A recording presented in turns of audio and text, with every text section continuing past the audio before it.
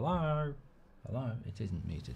Hello everybody, good morning and welcome to the United Stands. I'm Mark Goldbridge and this is your latest Manchester United news, and it's shocking really. Mason Mount's back. Mason Mount's back. Call the papers. Get the kettle on. He's back. This is not a drill. Mason Mount's back. We'll talk about that. Also, new deals for Harry Maguire and Dalot. We'll talk about where that's coming from. Also, bits of transfer news. I mean, is it spin? Is it reality? I think we'll delve into how it can happen. Ederson, Osimhen and Joe Bellingham have been mentioned in relation to Manchester United. Also got the latest on what is going on around the stadium. Lots of fan backlash around that. What I would say is we're not Manchester United again, are we? We're Manchester divided. I think that it's quite sad actually when you look at the reaction around social media in relation to the new stadium. Some people are really excited and just forgetting who owns the football club. And some people who are representatives of this fan base are not happy about it and are being called out for not being happy about it. So you sort of just wonder, as I've said before, I think it's just so clear why this football club cannot ever get rid of the Glazers, because there's just too many people in the fan base who are easily pleased. Wouldn't happen at Liverpool, but you know, happens at this football club. It needs to be studied. But look, let's get into the main headlines of the show. We're going to be talking about these new deals. Is that a sign of lack of funds? Ruben Amorim will be speaking to the press today at lunchtime. We'll be reacting to that. We'll talk about some of his potential transfer targets, but it's new deals around Harry Maguire, maybe Dalot, and also the return of Mason Mount, like a new signing, to talk about this morning as well. But before we do all that, we are sponsored by Boohooman on the show this morning. We love Boohooman here on the United Stand. They've worked with us for years, and our audience receives an additional 10% discount on top of whatever is already being offered on the site. So you can get on there. They will have discounts anyway, but when you use the code Goldbridge at checkout, you, as this community, get an exclusive 10% extra off the purchase by combining that 10% with anything else. All sorts of stuff you can get there. Kit yourself out for the spring. The weather is starting to warm up. You can get gym wear, you know, tracksuits, clothes. Yes, clothes, because that's gym wear and tracksuits. Chill wear, everything, all there with Boohooman. Check it out. Very well priced, delivered to your door, and an extra 10% discount. But also, they always like to do a little bit of trivia for you. So this Wednesday morning, can you guess this player? I was born on the 30th of April 1981 in Waterford, Ireland. I began my career at Man United in 99, spending most of my playing years there. I won 5 Premier League titles. I didn't realise he won that many, but I suppose it makes sense. 1 FA Cup, 2 League Cups, 4 Community Shields, the FIFA Club World Cup, and the Champions League. I mean, look, what an amazing medal trophy he's got. I bet Spurs would be crying. I joined Sunderland in 2011 before signing with Reading in 2018. I retired in 2019, moved into coaching. In 2024, I became the assistant coach of the Republic of Ireland. And I don't think we've done this one for ages because it is, of course, John O'Shea.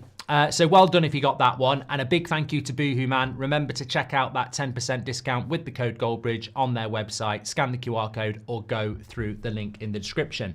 Thank you very much to them. Okay, where should we go? Daniel Sturtridge has come in with an early super chat here. Loads of people getting O'Shea. Well done. We'll be in Dublin next week. Next week, in a week, we will be in Dublin for our 10-year show. I can't wait. Hopefully going to see a lot of you there. Not many tickets left, but you can still get them. Link in the description. Daniel Sturtridge says, they're ripping the soul out. Never felt so separated from the history that the Busby Babes built. Sir Alex Ferguson, all that feels it's going to be gone after Old Trafford. You and me, I agree. We'll talk about that in a little bit, though. Let's get into the show, because there is a little bit about how long this stadium's going to take, and a massive red flag for me about the stadium, but I'll talk about that in a bit. So look, breaking news coming out. It was rumoured last night. I was doing the watch along for Liverpool last night, and good result for PSG.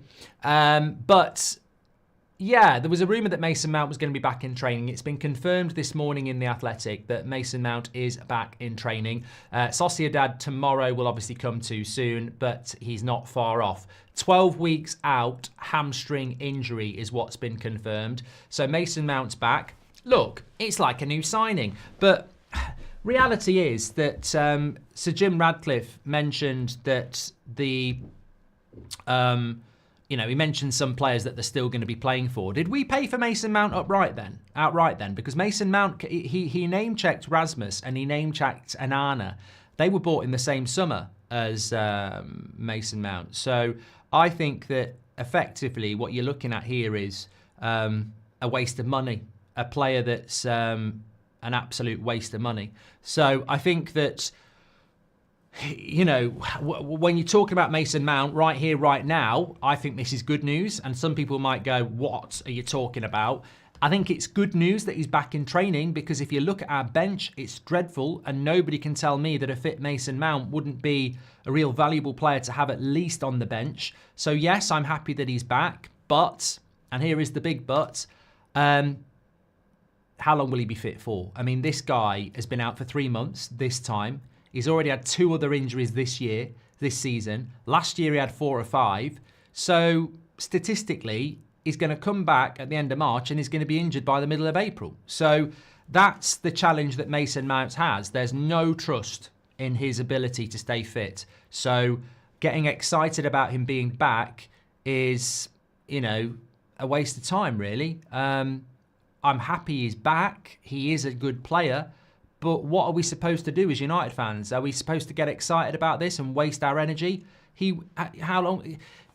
He played in the Manchester Derby for about 5 minutes and got injured for 3 months. So I think he's played 4 games this season. It's just, I don't see what we're supposed to do as United fans in relation to that. Welcome back. We really do need a player like you in that position. But how long will he be back for? It's really difficult. And also, how long would it take for us to drop the... My big issue with Mason Mount in a sentence is this. I'll never trust him. Based on what we've been told and what we've seen, I'll never trust him. Even if he stayed fit for a month, every game, every minute, I'd be waiting for him to break down. And that's the problem. And you look at, you know, Bruno Fernandes, I never think he's going to get injured. Even at the weekend, he got a bad tackle on his knee, and you just know he's going to get up because that's just the way he's made. That's the body he has. But Mason Mount, any second now, he's going to get injured. And the fact is, he is broken. He's medically broken anyway. Everybody knows that. He's got issues that are always going to get him injured. So Man United, I don't know how you solve a problem like Mason Mount. This is well known in the industry, by the way, that he's carrying injuries that he will never get rid of, and that he's never going to be able to stay fit for a long period of time. So that's no good for Manchester United. Like, consistency is key. So look, I'm happy he's back, and pray to God he never gets another injury, but I think we all know that he will. And I don't know how you build with that. So I think that, I think that what you've got to do is just hope that he can come back and play some games. But he is back, and he would be very valuable to us. But how long he'll be back for, I don't know. Thank you says Mason Mount's a disgrace. He's not a disgrace. He's not a disgrace. Phil Jones wasn't a disgrace. They're players that I wish we didn't have at the football club because they're not useful.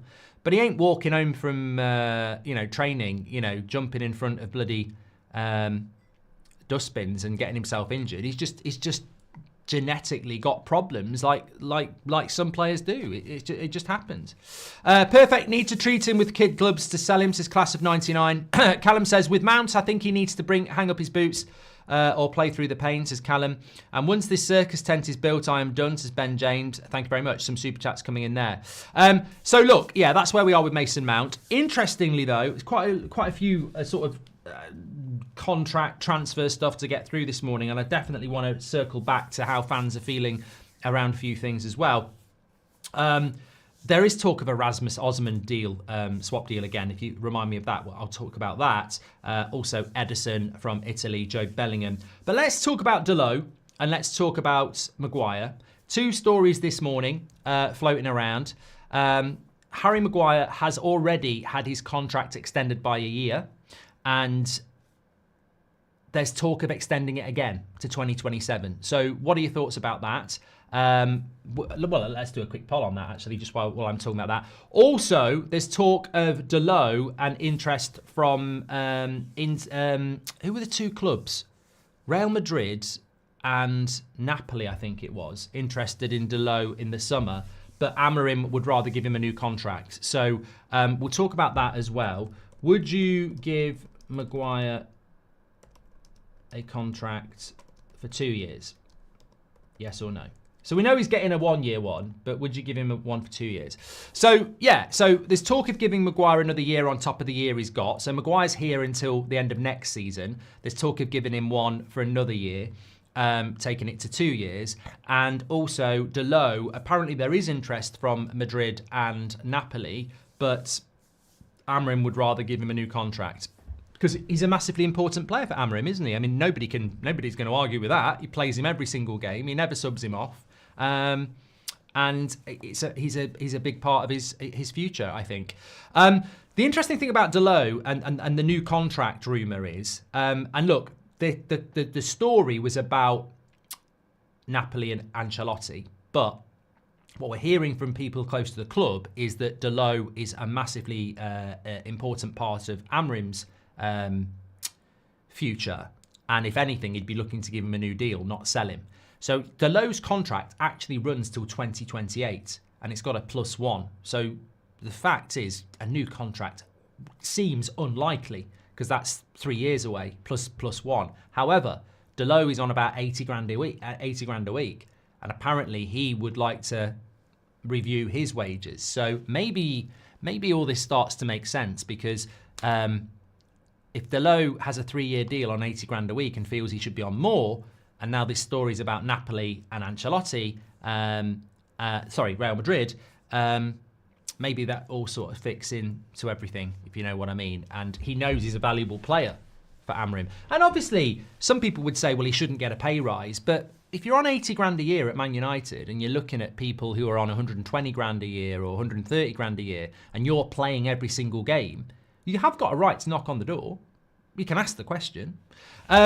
Right, that's bought us a bit of time. So 74% of you would not give Harry Maguire another deal. He's got another year. You wouldn't give him another deal. Harry Maguire is 32, just 32. So next season he'll be 33. The season after that he'll be 34. My thoughts on Harry Maguire are this, and it might shock people again. Clearly, this story is potentially nonsense, but he's staying for 1 more year and then he's out of contract because we've extended him by a year. You would have to give him a year contract again. Now, in some ways, I don't really mind that, because you'd be, you know, if he has a good year next year, why would you not go, I think there's another year in him, and give him another year? But I wouldn't give it him now. I wouldn't be giving it him in the summer. I would be doing it around Christmas time and saying, look, it's gone really well. Do you want to stay for another year? We used to do this with Giggs. Just roll his contract on year by year. Giggs never wanted to go anywhere, and we kept him as long as we could. So if Maguire really values Man United, then why would you not just wait till Christmas and say, do you want another contract, you know, if you think he's valuable? And there is that leadership thing. And whilst some people would say he's not a great captain and it didn't work out amazingly well, he is a leader in the dressing room as an experienced player. So that sort of thing can be quite valuable, and it certainly, I think, is very valuable to Amorim. He does value these types of players that are leaders, like Bruno and Maguire, etc. My big issue with it is are we a serious football club that's trying to climb the table, or are we a football club that's trying to, you know, produce cheerleaders? Because Johnny Evans has barely played football this year, and we all said in August, oh yeah, keep Johnny Evans for another year because he wears his heart on his sleeve. Don't wear anything on his sleeve at the moment. He's injured. So we've kept Johnny Evans around the place, but he's not been able to play games. I personally don't think there's any value in a club that is mid-table having players that don't play but are a cheerleader in the dressing room. I don't think we're in that position to do that. We're sacking people all over the place. I don't think we can afford to have a Johnny Evans next year who doesn't play but is a great guy to have around. We're sacking great people who because we need to save money. So I don't think we're in that luxurious position to actually keep players who don't play. So for me, keeping Maguire for 1 year or 2 years is based on playtime. And in recent weeks and months, he's played a lot. So I understand the justifiable decision of keeping him for another year. But I think saying let's give him another year after that is just the sort of mistake this club's made for a very long time. You can't tell me that Maguire in 2 years' time is going to be as good as he is now, or as fit as he is now, considering he'll be 33, 34. And also, factually, when you look at Maguire over the last 18 months, He's now had 4 significant injuries that have kept him out for longer than 2 weeks. So, and in the 2 years before that, he was very rarely injured. So what does that tell me? In the last 18 months, his body has started to feel the wear and tear of a long professional career. So I think he's going to pick up more injuries as well. So for me, I would just leave this as it is. He's got next season. We revisit it at Christmas. But you don't start rushing to give a player who's well into his 30s a year beyond a year. And that's where I would be on it. I do value Maguire in a 3 centre-back system. I understand the logic. But I don't think anybody can tell me that the season after next, he's going to be as good as he is now or as fit as he is now. And I think that is surely a financial decision, so it doesn't make any sense to me. I backhammer him, but his stance on Dalot and Maguire is worrying. This is class of 99. Patrick Lynch with a super chat this morning. Hope you're doing well, Patrick. Says, Mount in some ways reminds me of Owen Hargreaves. Good when we have him, but made of glass. He brings something when he plays, but we can't just hold players on if they play. Very good comparison in relation to Owen Hargreaves. He became massively frustrating. I remember those days. If he could have stayed fit, he would have been so good, but he was always injured that it got to a point that you just didn't trust him. Yeah, I'd agree on that.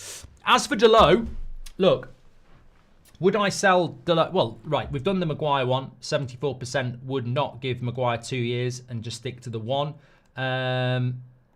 Would you sell Dalot? I suppose we'll do. Now, on Dalot, I don't know if he's going to get a new contract because he's got 2028 down. But it could be to do with wages. Bruno had a contract till 2028 and we still gave him a 50 grand a week pay rise in the summer. So we could still do that. I think with Dalot, at 25 years of age, if there is somebody out there willing to give you £35 million for him, you take it. It's pure profit. People don't realise this. Dalot is pure profit. He was bought from Porto many years ago. We paid that bloody amortization off and gave him a new contract on top of that. So there is no loss on Dalot. It's pure profit. So if somebody comes in, whether it be Real Madrid or Napoli, and said there's 35 million pounds, personally, I would do the deal. I think he's been horrific this season. I think he's been so bad this season. I never thought I'd say this, but we made a mistake getting rid of Wan-Bissaka and keeping Dalot. Now, let me just counter that by saying, if I'm going to play wing-backs, Dalot is the better pick over Wan-Bissaka. 100%. Wan-Bissaka is better defensively. But when you look at the form across the season, Wan-Bissaka's had a better season. I would replace both of those players. Wan-Bissaka and Dalot are not the long-term solution for me anyway. But across this season, you'd have been better with Wan-Bissaka than Dalot. Dalot needs to go, as far as I'm concerned. I don't see him as as being good enough. He's 25, and I just don't think he's good enough. But Amrim really likes him, so I don't see him going anywhere in the summer. And to be fair, if you're looking at selling Dalot in the summer, there's probably about 8-9 players that need to go before him. So I don't think this is going to lead anywhere. Actually, if you're saying what's more likely, selling him or giving him a new contract, I would say he's probably more likely to get a new contract on better terms than being sold. I think if anybody thinks that Dalot's up for sale, you're crazy. Just look at how many minutes and how many games he plays under Amrim. Amrim really likes him. The big problem with Dalot is can he turn this around? Can he turn this ship around? Because you can listen to the crowd in the Arsenal game. They're really getting on his back. And look, there's nothing wrong with the crowd getting on a player's back. I don't know why we live in a, snowflake society where, oh, you shouldn't be doing that. I mean, where have you been for the last 50 years? That's what football is. That's what football crowds are like. I mean, when I used to go a lot in the early 90s, gigs used to get that all the time. And people would never believe it unless they were actually in the stadium at the time. Fans get irritated by players making mistakes. So Dalot is getting a bit of stick at the moment. The question is, can he come back? I think he's technically good enough to come back, but we're waiting a long time for that. And I would have thought, under a manager that speaks the same language and has given him a lot of confidence, I would have thought he would have played a little bit better. But yeah, I don't see Dalot going in the summer. He has got 3 years left on his contract, and I don't think Amrim would let him go. So I don't see anything happening with Dalot in the summer. But what I would say is 80% of you would sell him if an offer came in. So would I. I think there are we are terrible. We are in the bottom half of the league. We are on the brink tomorrow night, and players like Dalot have contributed to that. Can I say that? Well, I can. I think people are afraid to say these things because you might upset someone, but Dalot form this season has contributed to Ten Hag getting the sack and Man United being crap. He's one of our big underperformers this season. So I think there's better players than him out there that I would replace him with. And it's funny, isn't it, how fans want and moan about where we are, but when you actually break it down and go, well, I wouldn't give him a contract, I wouldn't keep him, I'd sell him, they go, oh, well, you're a hater. But no, what I am and what everybody else is a football fan who has their own ideas about what needs to be done. And for me, Dorgu on the left is the future, and maybe Quenda on the right is the future, and that means Dalot doesn't get picked. So I think that Dalot for Frimpong, Dalot for Kirkett, there's so many players that I would go for over him, but I don't think he's going to go anywhere. Do you see any of the current players here by 2032, says Sanil? It's funny, mate. I was thinking that today. If I was a current Man United player, and they're not interested in protests or Glazers out, they're just footballers playing their career, so they're not fans. If I was a current Man United player and I'd seen that stadium, I actually thought this last night. I thought, if I was a current Man United player of a certain age, I'd feel a bit depressed because I'd know I'm never going to play in that stadium. Like, Harry Maguire's not going to play in that stadium. Bruno Fernandes is unlikely to play in that stadium. He'll be like 37. So, Lenny Yoro, Dorgu, maybe Garnacho, Mainu, all these players, you'd be looking at that and going, oh, I'm looking forward to that. But there's quite a few players that I don't think will be. But yeah, Samuel, I'd say some of the players I've said there, yeah. Best in the World says, I don't want to see Dalot crossing it into that circus net in 2030, so I'd sell. Something crazy happened yesterday, says Egg Sport. Andy Goldstein on Talkshy actually called out Gary Neville for being quiet around the Glazers. Well, cool, mate, that's not amazing. That's what that radio station does. They monitor things like this. They've got producers who monitor programs like this. They see what we're talking about. They write it down and then they go, Andy, maybe say this. It went down really well on the United stand. We'll get some views. So I'm not surprised by that. I'm heartbroken they're going to knock down Old Trafford, says Paulson. Thank you very much for your super chat. We're going to talk about that in a bit, Paulson, because basically all the big fan groups, Red Army, 58, don't like the stadium. Man United Supporters Trust have sort of sat on the fence, but we'll talk about that in a minute because there's a lot of infighting going on in the fan base at the moment. So at the end of the day, I think we need to have a chat about that. Let me talk to you about some transfer stuff though first. You know what? It's a news show, so, don't shoot the messenger. It's a news show and we have to bring the news in. We always have. I'll give you my thoughts. So, first of all, Italian reports are talking about Edison, Atalanta. I was doing the watch-along last night on That's Football. A few people were mentioning it. I said I'd bring it into the morning show if I thought it was relevant. So, basically, Man United and Juventus are looking at Atalanta's Edison. Obviously, Atalanta are out of the Champions League. They got knocked out by Club Brugge in the qualifiers. So I think that's a good thing for a starting point, is that he's not tearing it up in the Champions League. So, and maybe a lot of people thought he would probably leave last summer. So on that sense, Edison makes a lot of sense. Also, as we know, we need a midfielder, and ideally Casemiro will go. And Edison's a player I like, and Edison is a player that Man United have been scouted for a long time. What I would say about Edison, though, and this is just my opinion, is two things. One, Atalanta got very good money out of us for Ahmad and Rasmus, over 100 million quid. So like Napoli and like certain other clubs in Europe, they're very good at getting a good price. So that's where we are. Atalanta are also 3 points off the top of the Italian league. You've got Inter on 61, you've got Napoli on 60, and you've got Atalanta on 58. So they're right in a big title race at the moment. So they're not schmucks, they're not average. So I just feel that with Edison, it's probably unobtainable for Manchester United. 50 million is going to be what they want. And I don't think we can afford that type of money, to be honest with you. And also, on top of that, I think there will be competition for that player, whether it be Liverpool, Man City, Arsenal, European clubs. So I feel like Ederson might, and I'd love to be proven wrong because we definitely like him.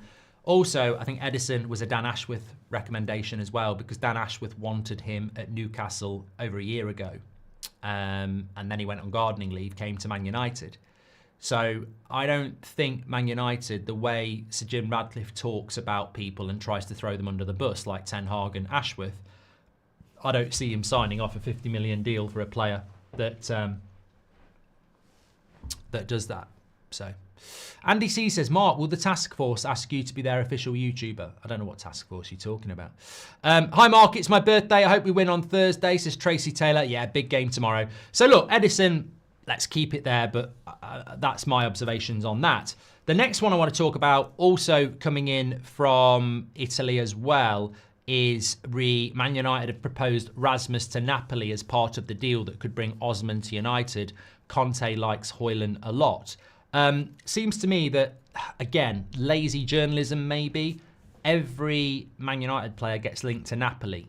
McTominay obviously went there.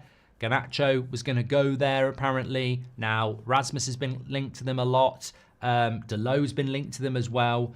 What has Conte got a Man United fetish or something? You know, is he like one of those people that gets turned on by things that everyone else just don't get? Like, why would you want Man United players? We're shit.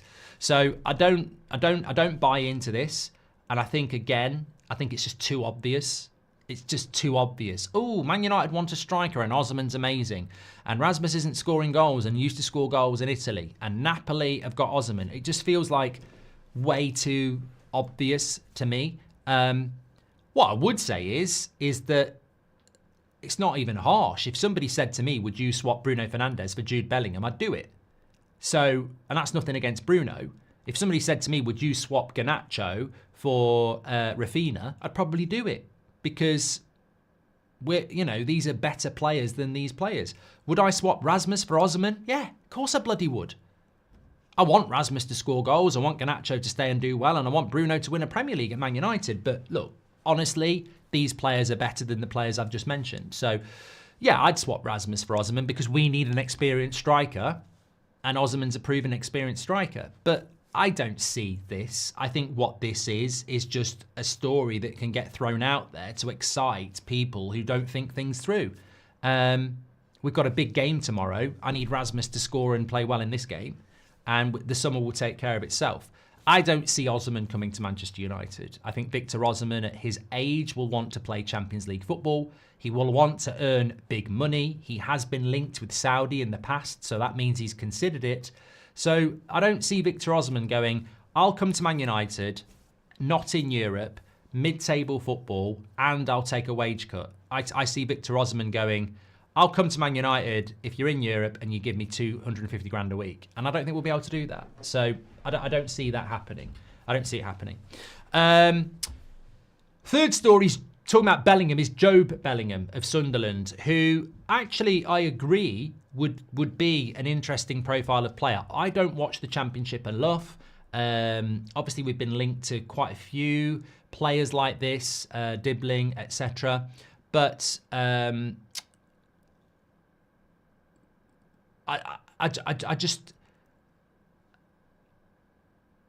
think if we're going to spend money, these are more likely, honestly. Ederson or Jobe Bellingham, I see as going for Jobe Bellingham. And the funny thing is that you might get Ederson for £50 million and he's mid-20s, Champions League proven, and you might get Jobe Bellingham for 30 or 35. And people would say, go for Ederson, because he's he's a little bit more expensive, but he's more experienced and he's ready to go. I actually think United's policy is to go younger. So Jobe Bellingham, not Joe Bellingham, Astro, plays for Sunderland, Jude's brother. So I honestly think that these sort of signings are probably more what we're going to do. Obviously, we're looking at Quenda at Sporting for 17 years of age. And I think that we will look to keep buying younger players. If you're looking at a striker, I wouldn't be surprised if we went for Liam Delap. So I don't agree with this, by the way. I don't agree with that about this. But everything United are doing seems to be about value in the future. And I think we're crying out for experienced players. On the one hand, you're looking to keep Maguire for 2 years because he's experienced at 32. On the other hand, I'm saying he's getting quite injury prone and he's getting old. Why not buy a 25-year-old who's experienced, who will be here for the next 5 years and actually play? But United seem to have this weird thing going on at the moment where they don't want to buy experience for now. They want to buy young players. And so I think a Jobe Bellingham is more likely than an Edison or an Osman, if I'm being honest, because this is the strategy we're going down. Everything seems to be kicking it down the road. The problem you've got with that, by the way, is that, and this is my big concern about the stadium and everything, is that there's a lot of excitement about the stadium, but it won't last. It simply won't last, and I don't like to live in indefinites, but absolutes. But this hype around the stadium won't last. It will barely last 24 hours. It will certainly be gone by Friday morning. So everybody who was excited about the stadium yesterday will be less excited today, less excited tomorrow, and by the weekend they won't even be excited anymore. And you've got to wait for 5 years for that anyway. Your excitement won't even last 5 days.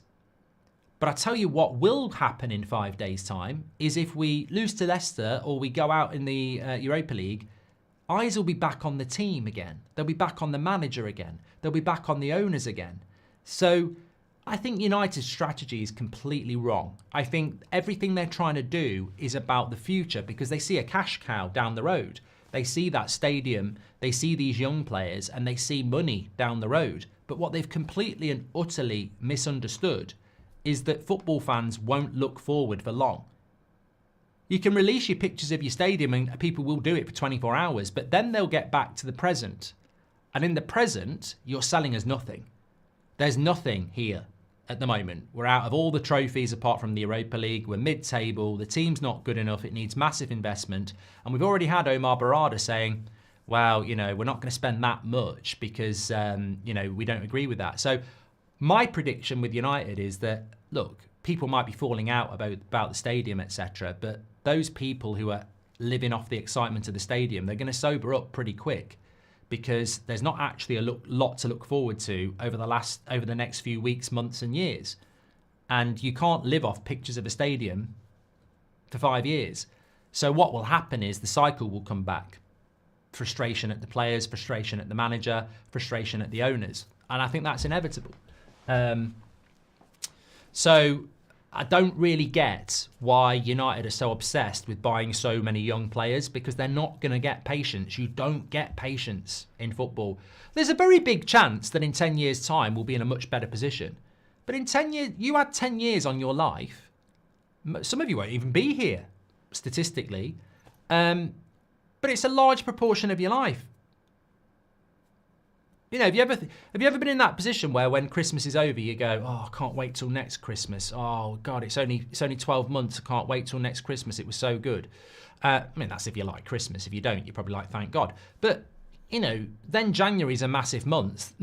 It's only February and Christmas is long gone memory, isn't it? Like time takes time, and we can only live in the now. And I just think a lot of what United are projecting is, oh, look in the distance, but we live in the now, and I think that I'm not that concerned about the spin and the hype and the PR because they can't make us live off pictures. They've got to start delivering in the now. What about Angel Gomez on a free, says Marv? Look, Angel Gomez right now would be a welcome addition to Man United, but that's because we've got nobody in the midfield. Is Angel Gomez actually good enough to play in the Premier League week in, week out and move us up the league table? That's the question I would ask. I hope we watch for free transfers then. Get them out, says Marv. Jobe and Delap would be good business, says Out and About with Jobe. I don't think it would, mate. If that was our summer, I don't think that's good enough. Look, imagine, let me just throw it back in a fair way. If our summer was Liam Delap, Joe Bellingham and Quenda. Is that a good summer for Manchester United? I think it's a scary one. I think it's really scary. So Eriksen, Lindelof, Casemiro go, and you bring in Joe Bellingham, Liam Delap and Quenda. I think that's really scary because they're all really young and inexperienced. So again, you're going into a new season going, give us time, give us time. And Amrin won't get time, by the way. Sir Jim Ratcliffe and Berardi can talk about time. I can talk about time. You can talk about time. But we don't control the time. You'll still get some moron outside Old Trafford shouting into a camera saying, I've had enough, get him out of Man United. You'll still have some moron phoning up to go, oh, get him out, he's absolutely rubbish. I mean, people actually are already doing that, by the way. That's the funny thing.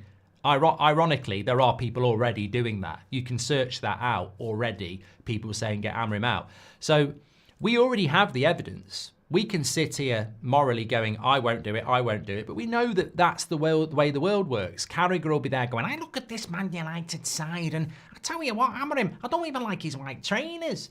You know, Neville, I watched that interview again with Sir Jim Ratcliffe and Neville yesterday, by the way, and I'm glad I've just reminded myself.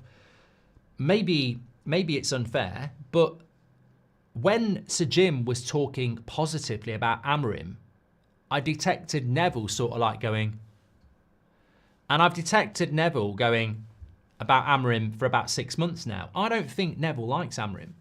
And I detected that in the interview with Sir Jim when Sir Jim was defending Amrim. And I'd be on Neville's side over Sir Jim, by the way. I think Sir Jim's a puppet. And I don't think much of Gary Neville, obviously. But in that situation, I could see him talking about Amrim. And Neville was sort of like doing that thing where he goes, and I don't think Neville likes Amrim either. So these are people in the mainstream that if we keep getting bad results, they've already started, haven't they? Needs to change his system, this, that, and the other. So I think you can get excited about your new stadium, but I think that the Amrim movement will start very, very quickly. And it has already started, really, as soon as the bad results come next season, which I think inevitably they will do if your summer transfer window is not going to be huge.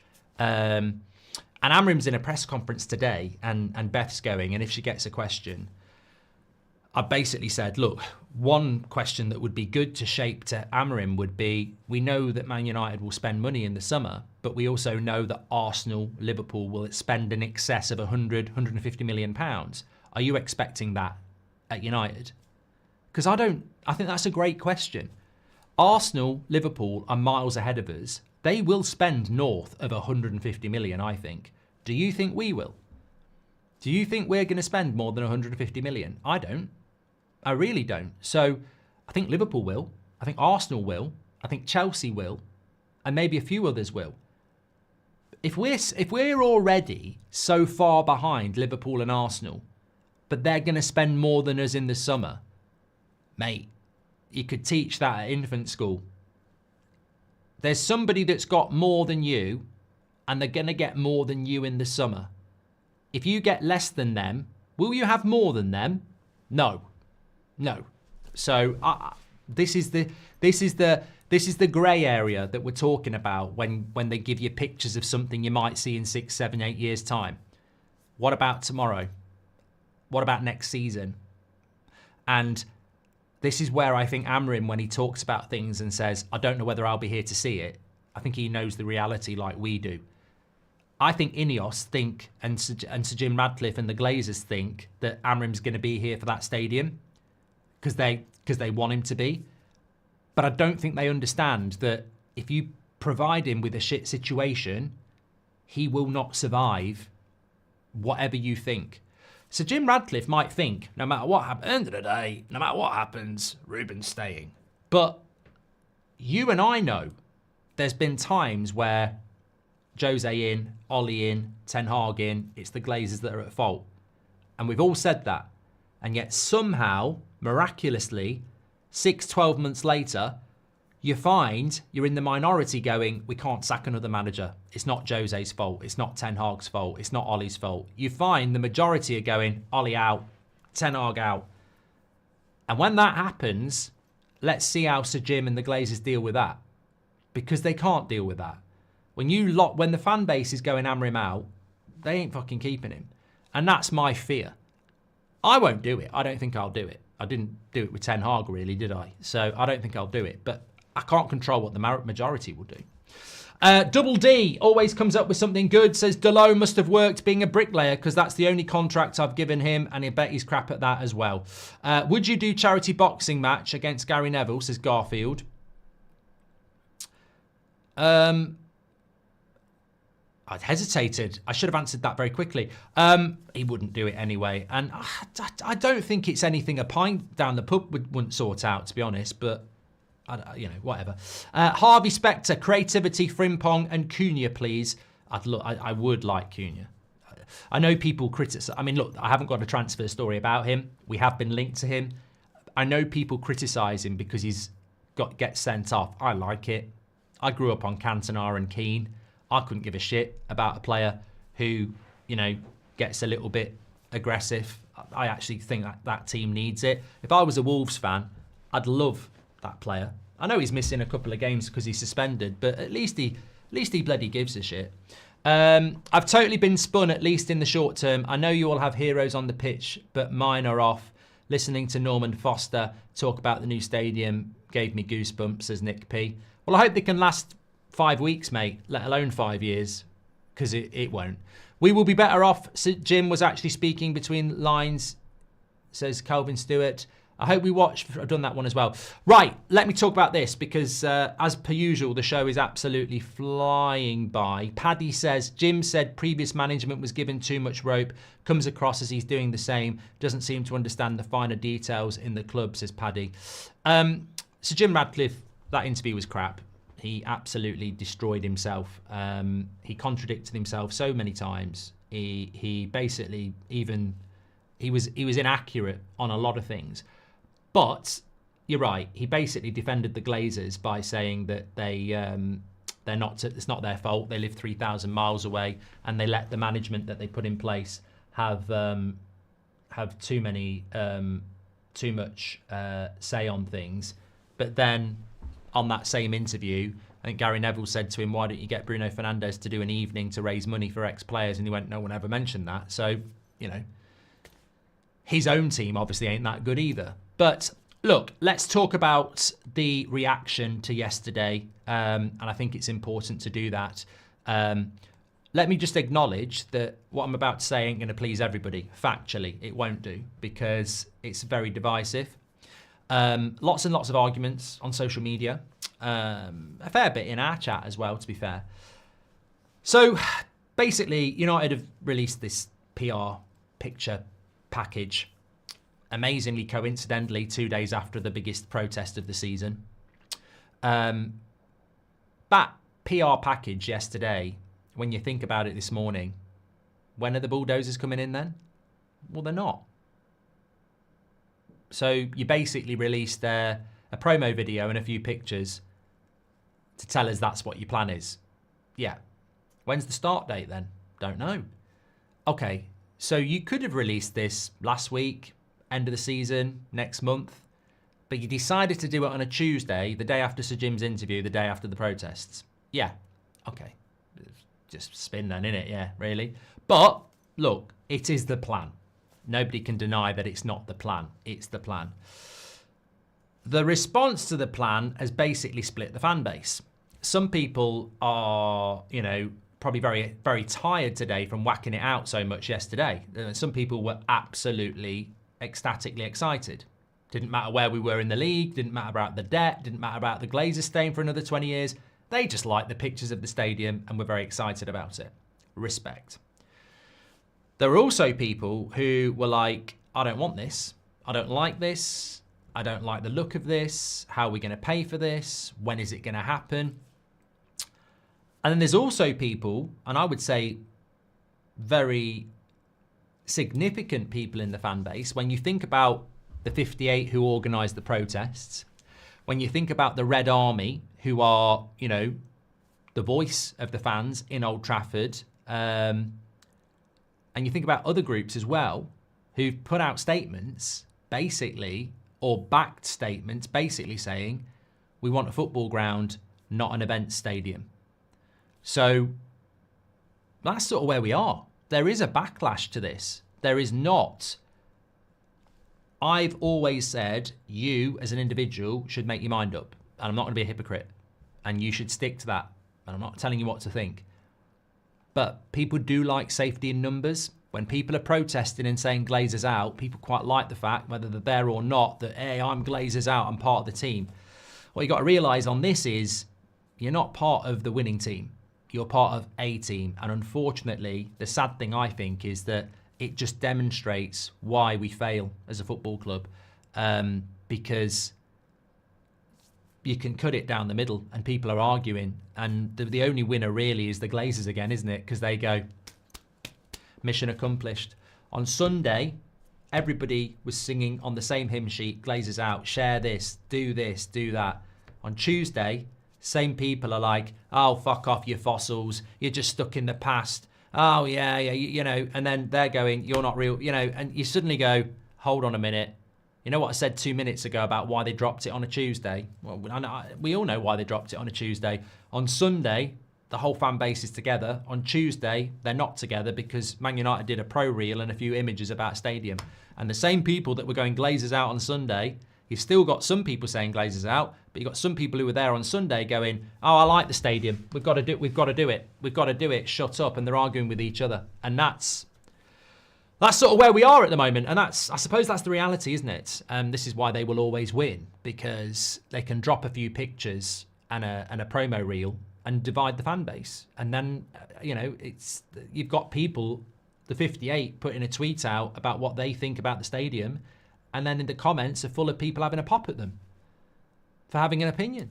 And it's just very sad, isn't it? But that's the reality of where we are. What do I think? I don't actually think it matters what I think, really, to be honest. I don't think we're going to get what I would like. My resonating feeling is I feel we've just been sentenced to another 20 years of the Glazers. I said it yesterday, I'll say it again. Regardless of whether you like the stadium. But I do completely agree with the point that many United fans are making, that this is not a football ground. This is an events stadium.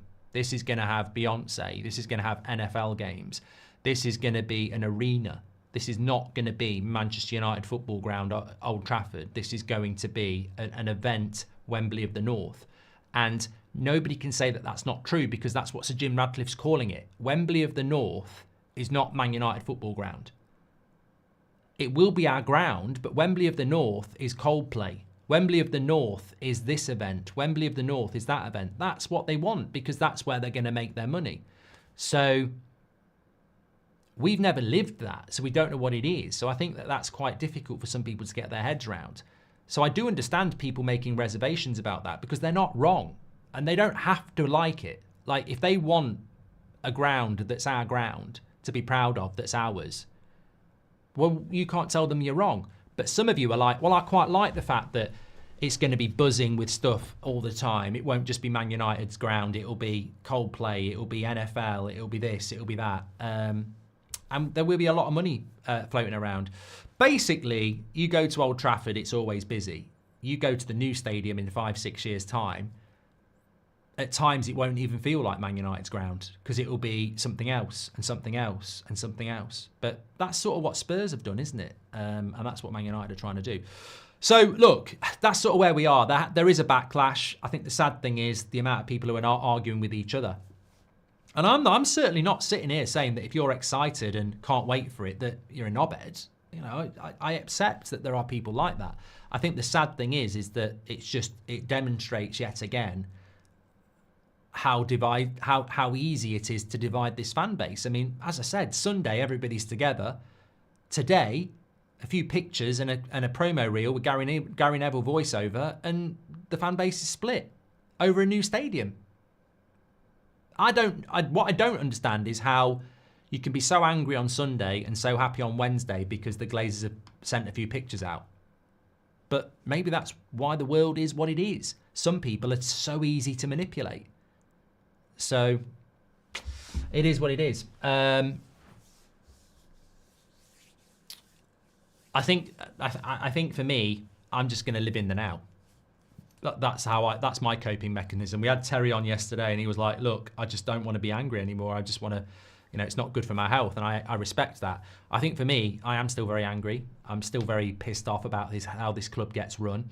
And I never won't be about that because I think Man United are not where they should be. And they're not where they should be because of the Glazer ownership. Like, to go from where we were under Sir Alex to where we are now is absolutely abysmal. To go from title winners to in the bottom half of the table, scrapping around in the Europa League is criminal. You should go to prison for that. To have the debt that we've got, they should go to prison for that. For Old Trafford to be being knocked down because of them, because they let it to rust, should go to prison for that. But you're not going to go to prison for that, are you? Because it's sport, and that's not what happens. But I think the only thing to do is just to live in today and deal with the problems of today. And as I said to you a few minutes ago, my big problem is that shiny new toy in the future is great, but how's that going to protect our results and our manager over the next couple of years? Because my big fear is we won't have a manager in 2 years' time. I think it'll be another manager in 2 years' time because I don't see the plan to protect him. Words won't protect him. Oh, he's here for the future won't protect him. Heard exactly the same things about Oli, Mourinho and Ten Hag from owners before. How are you going to protect this manager in the short term? Because he needs results today, not in 5 years' time. That's what Old Trafford used to be. It had events all the time. Rugby League, home to England. Glinios out, says Sahil. The new ground looks like the Jedi Temple, says Papa Green. Seems like everybody forgot that Dalot was Player of the Year, says Stephen. Would be great to ask Amrim if he intends to play attacking wing-backs in the future, what it means for Dalot. Totally different profile to Ahmad, who is ideal, says Simply Red. Freaky Deaky says, Old Trafford should never be allowed to be knocked down. If they had any business sense, you'd turn it into a museum, says Freaky. First game at Old Trafford on Thursday. Best place to park coming from Scotland, says X-Dan. I don't know whether it's still a tenner, but I used to always go to Tesco. Big car park there. It's just quite close and easy. Jim said previous management. I've done that one from Paddy. Calvin said, you said on your watch along it'll be good for us. What, keeping Dalot? Giving Maguire another contract? Building a new stadium? I don't know what you're talking about, Calvin. I've never said build. I've never wanted to build a new stadium. If you're asking me, I've always wanted to keep Old Trafford. So I don't know what you're talking about there. With regards to the new stadium, if it was here today, financially it would be good for us. I don't think anybody's arguing with that. Financially it'd be good for us, but it's a long time in the future. Tesco is still £2, says, £10, says Sammy. There you go. That's not too bad. You're very close to Old Trafford there as well. Okay, we're back at 1:15 for Amrim's press conference. So I'm looking forward to this. First press conference ahead of the huge game against Sociedad, but also first press conference he's going to get asked a lot, isn't he? I think Dorgu's in it as well, so that'll be interesting. Take care, everyone. Smash a like on the video. We're nearly at 1,000 likes, so please smash a like on the video and make sure you subscribe. And don't forget Boohoo Man, extra 10% off. And I'll see you in a couple of hours. Take care.